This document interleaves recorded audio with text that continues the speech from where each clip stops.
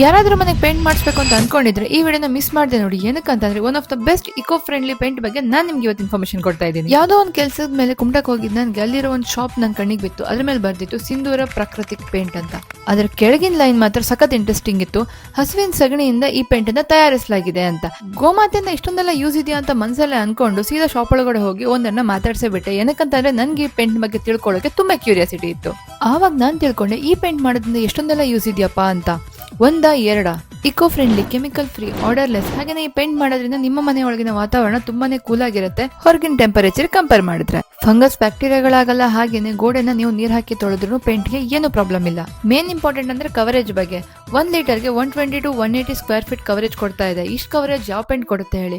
ಇದನ್ನೆಲ್ಲ ಹೇಳಿದ್ಮೇಲೆ ನೀವೇನಾದ್ರೂ ಇದು ಕಾಸ್ಟ್ಲಿ ಅಂತ ಅನ್ಕೊಂಡಿದ್ರ? ಬೇರೆ ಪೇಂಟಿನ ಪ್ರೈಸ್ ಕಂಪೇರ್ ಮಾಡಿದ್ರೆ ಇದು ನಿಮ್ಗೆ ತುಂಬಾನೇ ಕಡಿಮೆ ಪ್ರೈಸ್ ಅಲ್ಲಿ ಆಗುತ್ತೆ. ಈ ಪೇಂಟ್ ನ ಯೂಸ್ ಮಾಡಿ ಪೇಂಟ್ ಮಾಡಿದ ಬಿಲ್ಡಿಂಗ್ ಗೆ ವಿಸಿಟ್ ಮಾಡಿದ್ ನನ್ಗೆ ಇವ್ರು ಹೇಳಿದ್ದೆಲ್ಲಾನು ನಿಜಾನೇ ಅಂತ ಅನಿಸ್ತು. ಏನಕ್ಕಂತಂದ್ರೆ ಹೊಸದಾಗಿ ಪೇಂಟ್ ಮಾಡಿದ್ರು ಕೂಡ ಯಾವುದೇ ತರದ ಸ್ಮೆಲ್ ಬರ್ತಾ ಇಲ್ಲ. ಹಾಗೇನೆ ಪೇಂಟರ್ ಅಂಕಲ್ ಹೇಳಿದ್ರು ಈ ಪೇಂಟ್ ಯೂಸ್ ಮಾಡೋದ್ರಿಂದ ನಮ್ಗೆ ಕಣ್ಣೂರಿ ಕೈಯೂರಿ ಆಗ್ಲಿ ಯಾವುದೇ ಅಲರ್ಜಿ ಕೂಡ ಆಗ್ತಾ ಇಲ್ಲ ಅಂತ. ನಿಮ್ಗೇನಾದ್ರೂ ಈ ಪೇಂಟ್ ನ ಪರ್ಚೇಸ್ ಮಾಡಬೇಕು ಅಥವಾ ಜಾಸ್ತಿ ಇನ್ಫಾರ್ಮೇಶನ್ ತಿಳ್ಕೋಬೇಕು ಅಂತ ಇದ್ರೆ ಸ್ಕ್ರೀನ್ ಅಲ್ಲಿ ಕಾಣಿಸ್ತಾ ಇರೋ ನಂಬರ್ಗೆ ಕಾಂಟ್ಯಾಕ್ಟ್ ಮಾಡಿ ಅಥವಾ ಡಿಸ್ಕ್ರಿಪ್ಷನ್ ಗೆ ಅವರ ಅಡ್ರೆಸ್ ಕೊಟ್ಟಿರ್ತೀನಿ, ನೀವು ವಿಸಿಟ್ ಮಾಡಬಹುದು.